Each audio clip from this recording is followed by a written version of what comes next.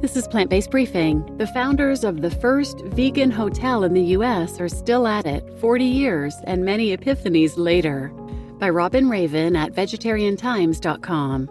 And I'm Marian Erickson, and this is the curated content plant-based podcast, where I narrate a variety of articles on plant-based and vegan living with permission in about 10 minutes or less every weekday.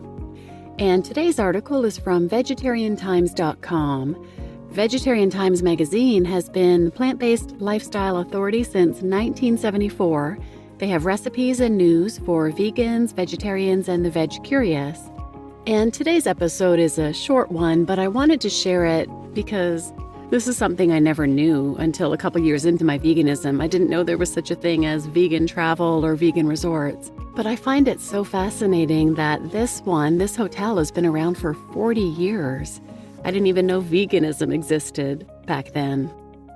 It's kind of a bucket list thing for me to visit this particular hotel. I mean, anything on the Pacific Coast is gorgeous, but a vegan hotel, I've never even been to any vegan hotel or B&B yet, but this one is a dream to one day go and experience the breathtaking views and to be staying in such a beautiful place with a beautiful philosophy. So I enjoyed reading this. It gives me a glimpse into this amazing place and how it would feel to be there, and I thought I would share it. So now let's get to today's plant-based briefing. The founders of the first vegan hotel in the U.S. are still at it 40 years and many epiphanies later. By Robin Raven at vegetariantimes.com. Soon after Joan and Jeff Stanford opened the idyllic Stanfordinn by the Sea in Mendocino, California in 1980, they realized there was something very special floating in the property's Pacific Ocean air.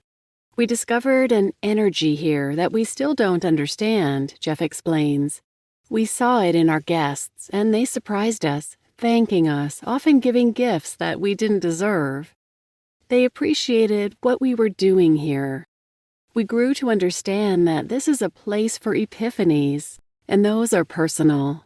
We understood then, whatever it was that sparked these experiences was highly personal, and that we could not get in the way."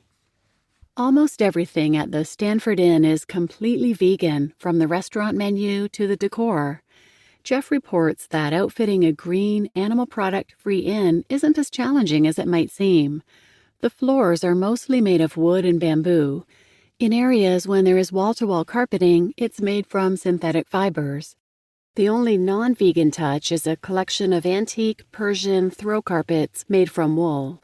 The vintage rugs were purchased secondhand in the past, but these days they're replaced with synthetic fiber alternatives when they wear out. Jeff says that guests often thank him and Joan, saying, "We appreciate what you're doing, we get it." Guests at the property can customize their experience with a mix of rustic and luxury. The spa offers luxurious facials, Ayurveda treatments, and massages, like the hot stone service that staffers say is the perfect antidote to foggy, wet coastal weather. Educators offer a variety of classes that go far beyond the typical resort activities.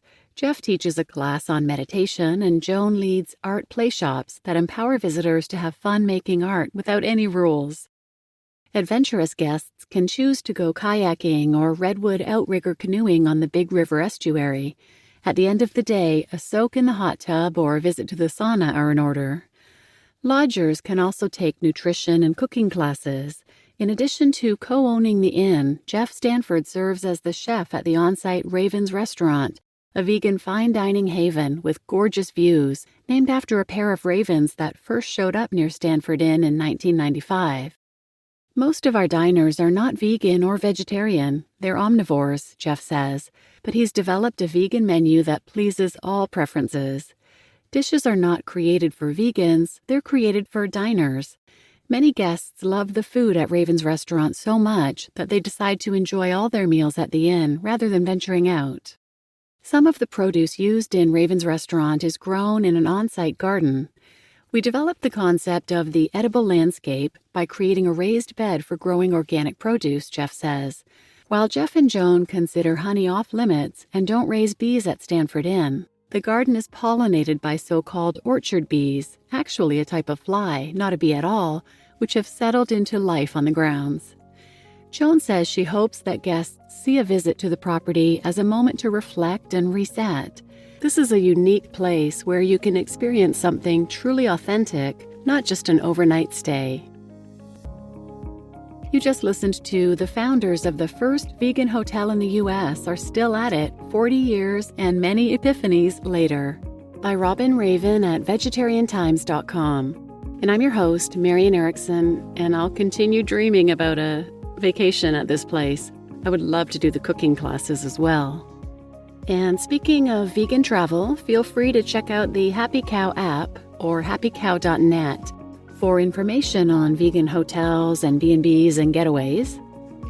And for other episodes about vegan travel, check out one from Happy Cow, episode 339, Budget Vegan B&Bs in Various Corners of the World, or check out episode 41 by ProVeg International called Veggie Vacation Spots. I'll link both of those in the show notes. And please share this episode with anyone who might benefit, and thanks for listening.